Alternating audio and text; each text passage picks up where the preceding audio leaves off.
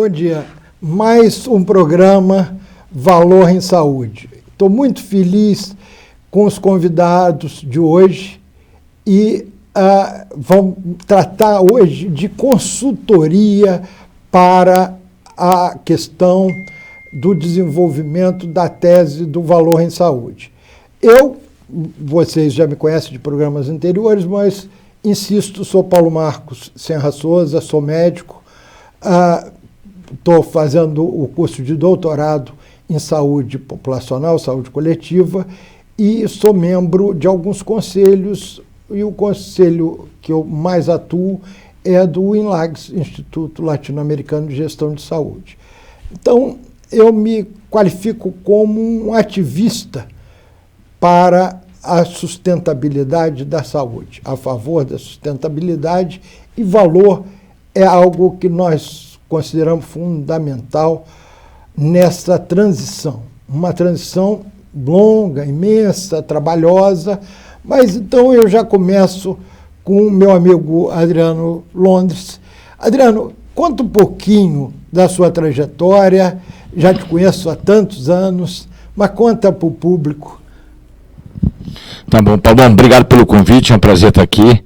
Eu sou formado em economia, mas vivi do ponto de vista profissional minha vida inteira na área médica, ganhei o apelido de perimédico, aquele que transita em torno da medicina, sou filho e neto de médico, e atuei ao longo de uma parcela da cadeia. Acho que a única atividade que eu não exerci foi aquela que você exerceu, uma das que você exerceu foi trabalhar em operadora e a parte médica, mas trabalhei em consultoria, trabalhei em hospital, participei de entidade de classe, participei de Câmara de Saúde Suplementar da ANS, o que foi bom, porque te dá uma visão um pouco mais abrangente dos desafios que a gente tem pela frente. E gostei do que você falou de ser um ativista. Eu acho que a gente está precisando de ativistas na área da saúde. Eu vou ser pouco criativo e comprar essa...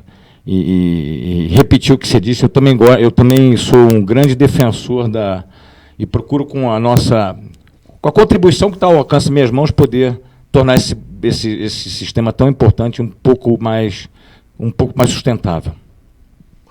Então, Adriano, André será o nosso próximo convidado ainda nesse programa.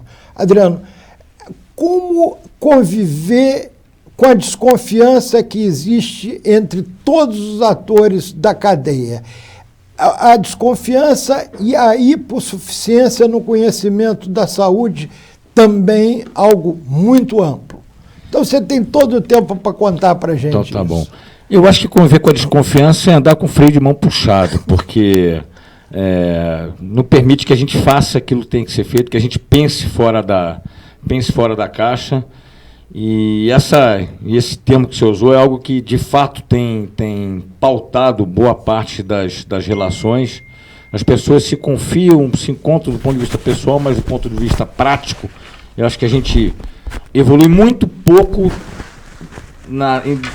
do ponto de vista coletivo, né? Isso tem alguns motivos, na minha visão. Um deles é o incentivo que move cada elo da cadeia. Todos os elos da cadeia, via de regra, tem incentivos que não são, ou são conflitantes com seu vizinho, né, com aquele com o qual se interage, frequentemente não são transparentes, o que gera um enorme espaço para que a gente não caminhe e para que a gente não coloque luz sobre aquilo que precisa ser trazido à tona de maneira mais transparente. Eu acho que a gente precisa de luz, né? Esse é um desafio. Como produzir, como corrigir incentivos, já que a discussão é de valor, né, e pegando a equação mais simples, talvez, que existe de valor em saúde, onde você tem desfecho como numerador e custo como denominador, é muito comum, quando a gente olha a cadeia de saúde e os diversos elos, eu acho que essa discussão de valor em saúde tem que permear todos os elos da cadeia para a gente chegar no elo principal, que é valor em saúde para o paciente, mas frequentemente não há informação nem sobre o desfecho e nem sobre o custo. Então é uma caixa preta. E a gente precisa, o César Bicalar fala isso, né? A gente precisa ter um olhar de valor em saúde, ampliar a perspectiva, ter um olhar sobre todos os elos. E tem uma frase que a Marta Oliveira, que foi da ANS, hoje está na Qualirede, citou no grupo do IBRAVES, inclusive, onde ela diz que para a gente virar o jogo, a gente precisa começar com o que tem. E eu acho que tem coisas que podem ser feitas já, sem que a gente precise pensar no ótimo, né? A gente fez muito pouco do ponto de vista, muito menos do que deveria do ponto de vista da sustentabilidade, mas agora estamos discutindo o ótimo. Eu acho que tem coisas boas que a gente pode começar a fazer e que estão ao nosso alcance. Adriano, e a questão do volume versus valor? Esse é um ponto fundamental, né? Se a gente pegar a cadeia inteira, ela é quase toda, é uma cadeia, o Feitosa, meu sócio, diz que é uma cadeia alimentar. Uma cadeia, um comendo o outro. Né? E a cadeia inteira é remunerada por volume. Né? O vendedor é remunerado por volume, o operador é remunerado pelo volume de receita, o prestador é remunerado por volume, o profissional é remunerado por volume, e isso não trouxe nenhuma sustentabilidade. Eu acho que a gente precisa... E tem boas iniciativas, né? Felizmente, existem boas iniciativas para começar a reverter isso, né? A ANAP tem algumas iniciativas no sentido, o André conhece bem, de produzir informações voltadas para valor em saúde, um trabalho voltado para desfecho, para a produção de desfechos clínicos.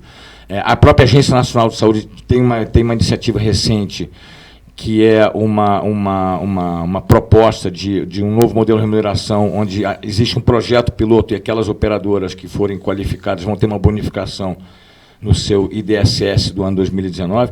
Então, tem algumas iniciativas. Mas eu acho que Paulo, um caminho é começar simples.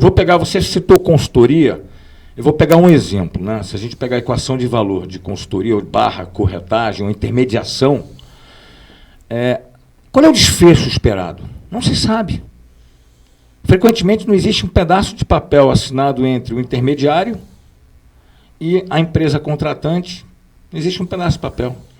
Qual é o custo? Aí entra a questão... Frequentemente não se sabe qual é o custo daquele que está sendo remunerado para fazer um trabalho consultivo. Então, a gente precisa começar colocando alguns pingos nos is e olhando a equação de valor em cada ela e produzindo informação. Exemplo. Vamos pegar o exemplo do consultor ou do corretor com viés consultivo. Existem alguns poucos que têm esse viés consultivo. Eu acho que esses é que vão sobreviver. Por que não definir um SLA com a empresa contratante? O que se espera? Quais são os prazos, quais são as metas, quais são os indicadores? E aí você tem uma noção de desfecho, seria o numerador.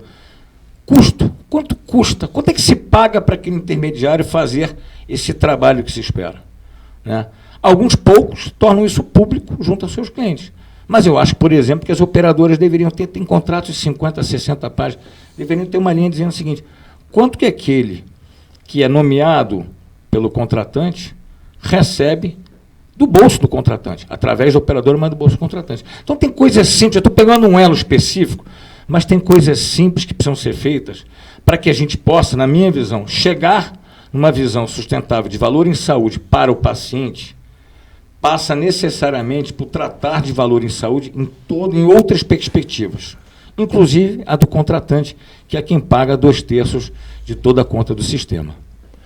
Adriano, você tocou na questão da qualificação. Como qualificar os atores dessa grande cadeia de valor da saúde, hiperfragmentada, em relação a entender melhor o que é valor, para quem o valor e como medir, remunerar, enfim, fazer com que o valor seja uma entrega que a sociedade aceite de forma sustentável para um indivíduo que cada dia vive mais e que quer realmente ter uma demanda muito forte para a qualidade de vida e para a vida saudável. Paulo, excelente pergunta. Eu acho que qualificação é a palavra do dia para a gente mudar o status quo do que existe hoje. Né? Não, sem dúvida nenhuma, existe um espaço enorme. Essa iniciativa de vocês aqui, por exemplo, é uma iniciativa nesse sentido, voltada para qualificar quem está, independente da minha participação do André, mas de todos aqueles que passam por aqui, de estar aprendendo, refletindo, debatendo um pouco sobre temas que são de interesse.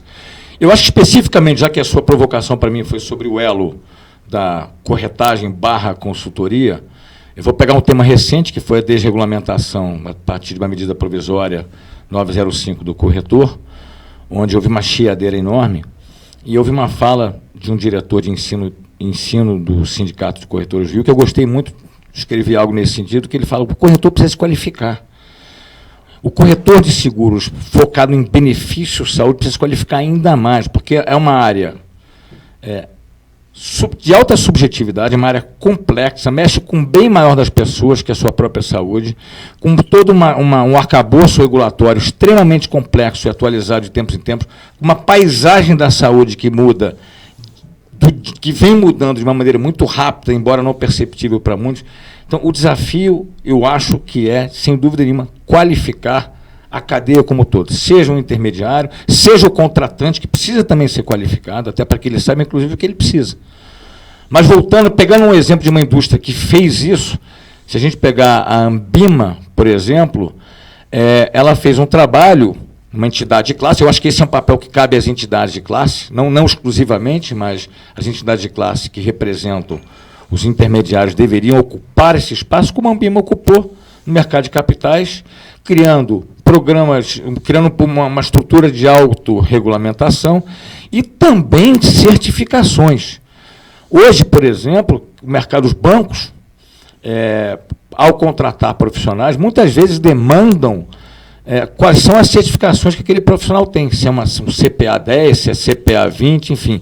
Foram criadas inúmeras certificações para qualificar o profissional para que ele possa atender melhor o seu cliente no final do dia. Eu acho que o setor de saúde precisa disso ao longo de toda a sua cadeia, vem evoluindo bastante, especificamente na questão do intermediário comercial, ele precisa desenvolver, e eu entendo que as entidades de classe têm um papel, uma oportunidade de ocupar esse espaço, de qualificar esse elo para entregar mais valor no final do dia. Adriano, você é membro do Instituto Brasileiro de Valor em Saúde. Como você vê a tua contribuição? Estamos já no finalzinho do nosso...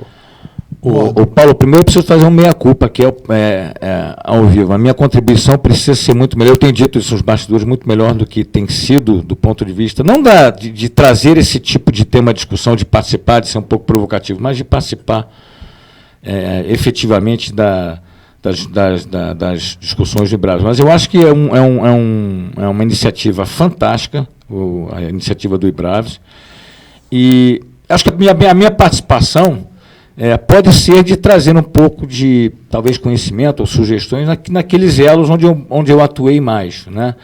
E deixar essa reflexão de que, na minha visão, para que a gente possa efetivamente estar discutindo valor em saúde para o paciente, que é o que nos interessa no final do dia, ele é motivo de ser de todo o restante da cadeia, a gente precisa estar discutindo valor em saúde sobre outras perspectivas também. E não só sobre o denominador de desfechos, mas também sobre o numerador de desfechos, mas o denominador de custos e também toda uma questão de processos, que eu não vou me alongar agora por conta do tempo. Então, essa seria, talvez, a provocação do que eu acho que pode ser ampliado naquilo que já vem sendo feito pelo IBRAVES. Aumentar as perspectivas. O César tem falado sobre criar um score de valor em saúde. Acho que esse pode ser um outro caminho, que traga a todas as perspectivas existentes na cadeia de saúde quando da discussão de valor em saúde. Tempo muito curto para te ouvir, Adriano. Vou provocar você em outras vindas aqui ao programa. Obrigado. Obrigado, Paulo. Muito obrigado pelo convite.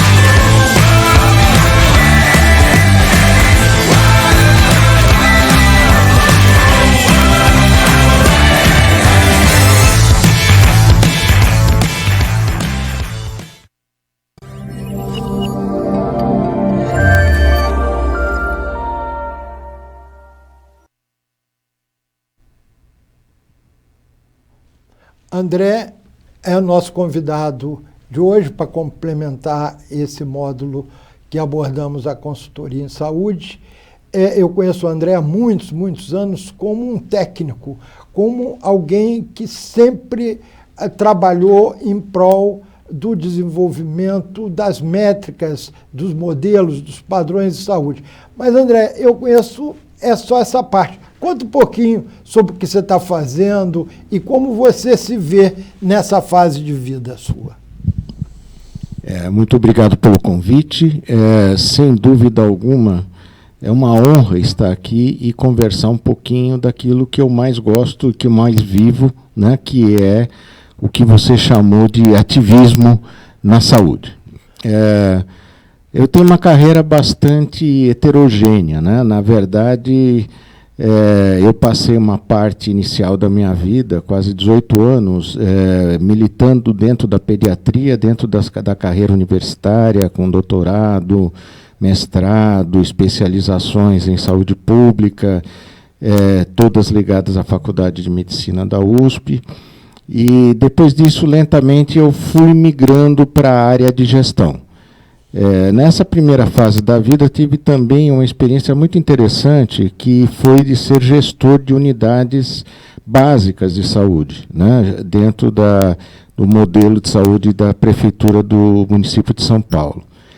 A partir daí, minha carreira de gestão foi muito mais na área hospitalar e trabalhei diversos anos, né, muitos anos na área pública, né, e Hospital das Clínicas, enfim. E depois eu migrei para a área privada, onde estou até hoje, né, tanto em hospitais, vamos dizer, de primeira linha, e hoje eu estou já há quase 18 anos no Hospital Sírio-Libanês, onde eu comecei como diretor técnico e fui migrando para diversos níveis de responsabilidade e de atuação. E hoje, finalmente, eu sou consultor sênior e componho, né, a equipe que, junto com alguns colegas, hoje é a área de consultoria do Hospital Sírio-Libanês. Então, André, você lá no Sírio e ao longo dessa sua trajetória, vem coletando dados e somando planilhas e articulando para que essas informações sejam transparentes, públicas.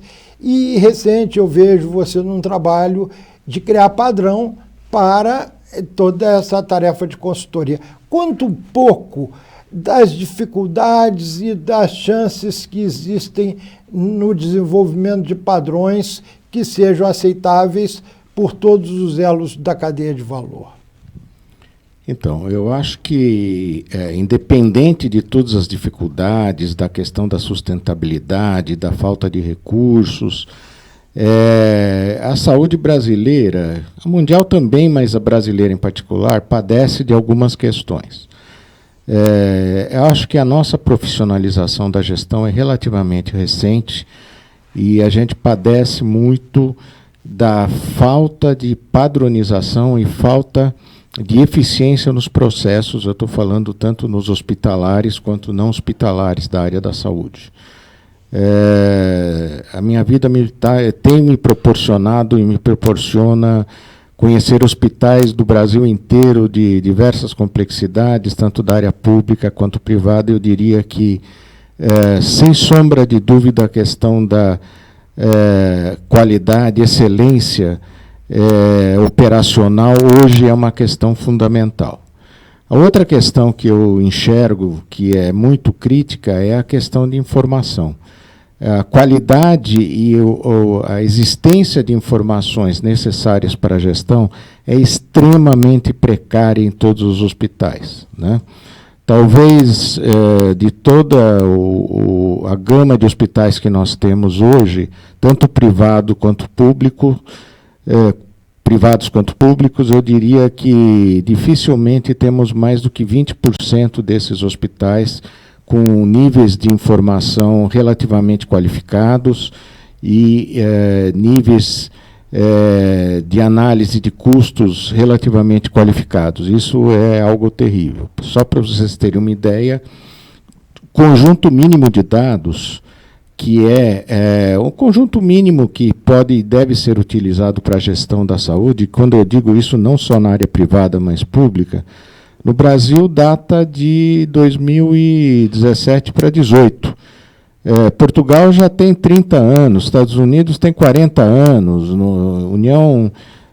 a União Europeia também. Então, nós padecemos de uma falta de padronização de dados. E o terceiro ponto, que eu acho que é absolutamente fundamental, é que, justamente explicando a partir desses dois primeiros problemas, nós não temos também hoje uma capacidade de qualificar nossos pacientes por severidade, por complexidade, e isso tem um impacto muito grande na área de remuneração. Então, a remuneração, eu considero sempre, quando alguém me pergunta por onde começar, eu cito, vamos começar pela remuneração, porque a recompensa modela o ser humano. Agora, para fazer essa recompensa, essa remuneração, nós precisamos de um mínimo de padrão para o setor. E quando entramos nisso, tem uma questão da transparência, da governança, da ética e da desconfiança. Como você... E olha, eu queria lembrar que o André tem um valor muito grande, porque ele lida num hospital do terceiro setor, num hospital filantrópico, num hospital de excelência, que trabalha tanto para o público quanto para o privado. Como você pensa e como vocês estão trabalhando para desenvolver esses padrões que servirão para o público e privado no desenvolvimento da qualificação dos desfechos? Não importa se são grandes eventos, se são pequenos eventos, mas o que é questão do contínuo, da continuidade da atenção no mundo de doenças crônicas. Excelente pergunta, Paulo. E eu queria só dar um passinho para trás, e eu vou chegar nessa resposta, quando a gente hoje discute a questão do valor em saúde, da produção, da entrega de valor e da remuneração por valor. Primeira observação é que não existem soluções simples e fáceis para problemas complexos. E eu fico sempre muito preocupado quando alguém acha uma solução fácil e única e predominante, preponderante, porque a chance dela não estar correta é muito grande. O que eu entendo por valor? Eu entendo por valor, e eu acho que a equação é uma simplificação didática, ela tem lá seu valor, mas por falar em valor, mas eu acho que quando nós estamos falando em valor, nós estamos falando, excelência operacional, ou seja, eficiência de processos. Segundo, resultados, né? E terceiro, satisfação e qualidade da entrega. Excelência de processos eu já falei. Eu acho que este é um modelo que a área pública acordou e hoje está tentando trabalhar seriamente ao nível de ministério dos hospitais públicos, com os projetos de Lean Health e nas emergências, nos hospitais. Eu acho que isso é básico e fundamental, e quando eu falo isso não é só para a área pública. É a minha experiência com hospitais privados, que os problemas são tão grandes, às vezes até piores do que alguns hospitais públicos. A segunda questão é o resultado. Eu acho que resultado é o problema que não está resolvido nessa questão do valor. Não acho que desfecho isoladamente resolve a questão do resultado. Nós participamos a longa data já da AISHON, que é um programa maravilhoso, internacional, só que são desfechos em algumas poucas linhas de cuidado, com um grande nível de seleção, com acompanhamento muito de longo prazo, e acho que isto não resolve o nosso problema do resultado. Não que não tenhamos que acompanhar os desfechos, com certeza eu acho que temos que acompanhar. Então, eu acho que está em aberta essa questão do resultado, de indicadores que consigam pegar ou considerar nossos pacientes ao final de um processo ou de internação ou de atendimento, O que se conseguiu com isso em termos de qualidade, em termos de produto e de resultado? Acho que isso está em aberto. Eu proponho a meus colegas hoje da área acadêmica que tenhamos e comecemos a trabalhar firmemente nisto, usando, sim, tudo que hoje dispomos de ferramental, mas nós precisamos de resultados que sejam concisos e que sejam objetivos, e isto hoje é um grande problema. O resultado, hoje, por um grande segmento, vários segmentos do nosso setor, é encarado como redução de custos. E isto levado ao modelo de pagamento, eu acho que é um problema que é um equívoco, se nós pensarmos. Claro, precisamos reduzir os custos, precisamos ter novos modelos de pagamento, mas como e quais? E eu acho que existe uma certa... várias operadoras, vários pagadores são afoitos, né? Diária global, pacote, pagamento por orçamento global, quase todos eles, as propostas entram dentro de um projeto de redução de custos, mas muito poucos se preocupam com o resultado que se obtém. E muito poucos, e menos ainda, se preocupem, eu acho que talvez esse, inclusive, não seja o papel dele, seja muito mais o papel do prestador, em verificar que a redução de custos está relacionada à melhoria dos seus processos. Então, acho que este é um conjunto que tem que ser analisado dentro do todo, né? Mesmo se nós pegarmos o NHS, né, a Inglaterra, né, o Reino Unido, hoje só 40% das formas de pagamento, principalmente hospitalar, estão relacionadas ao orçamento. A maioria ainda continua com fee-for-service.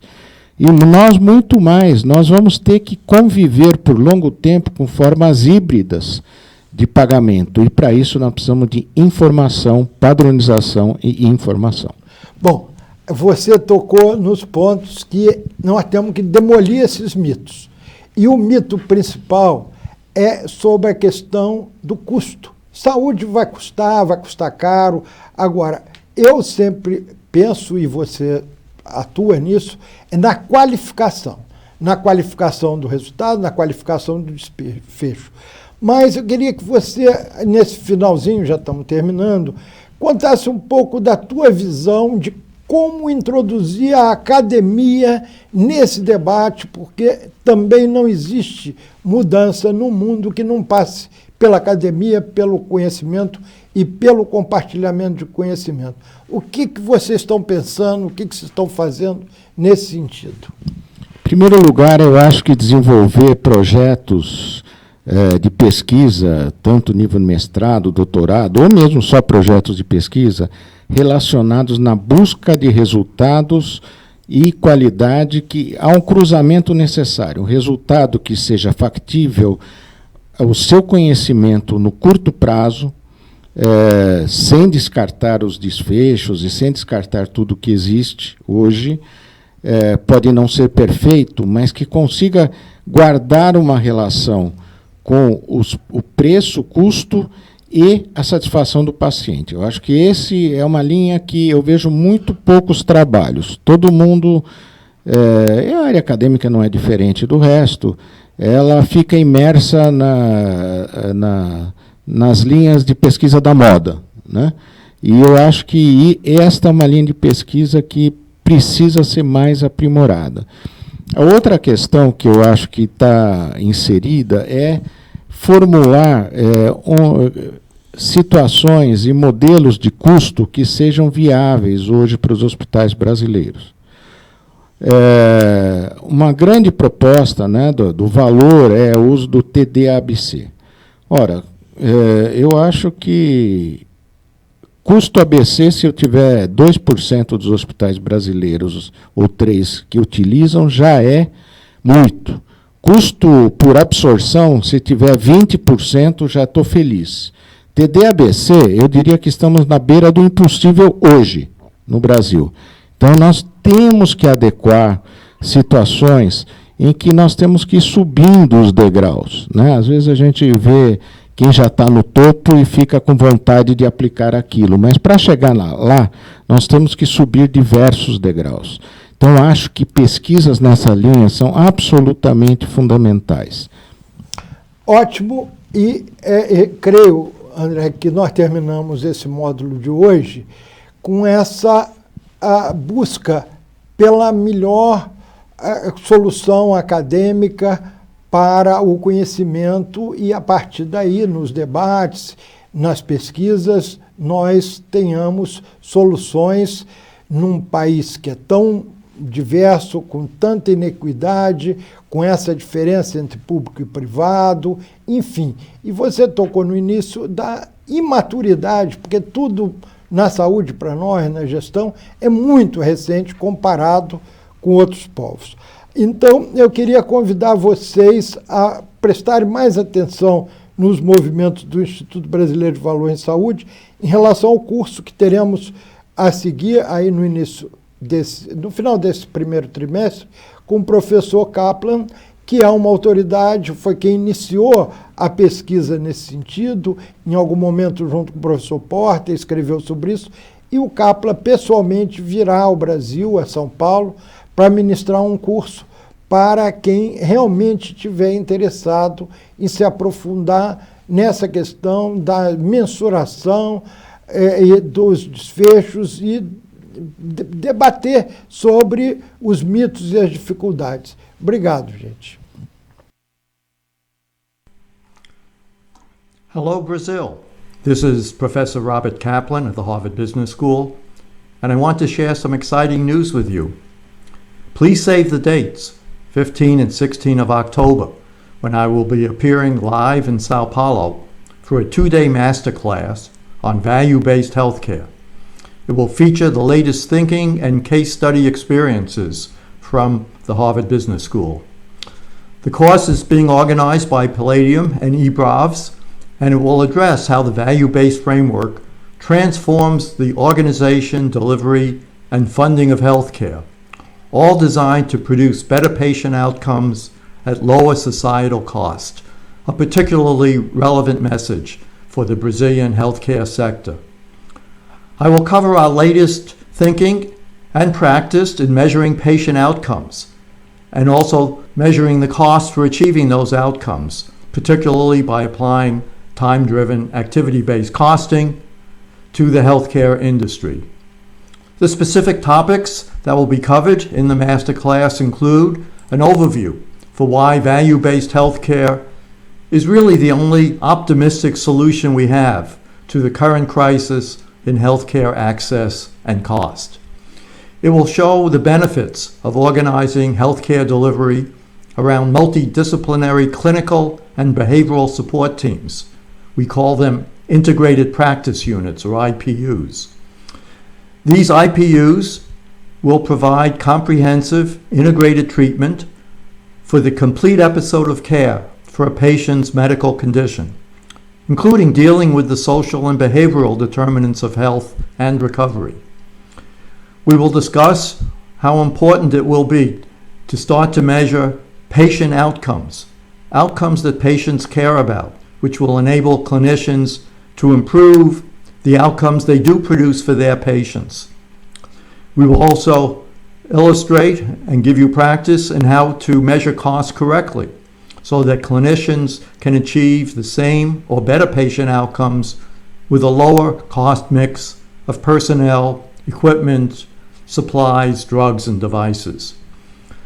We will show how to introduce bundled payments, an innovative value-based payment system that motivates hospitals and clinicians to become more effective and efficient in their care delivery pathways.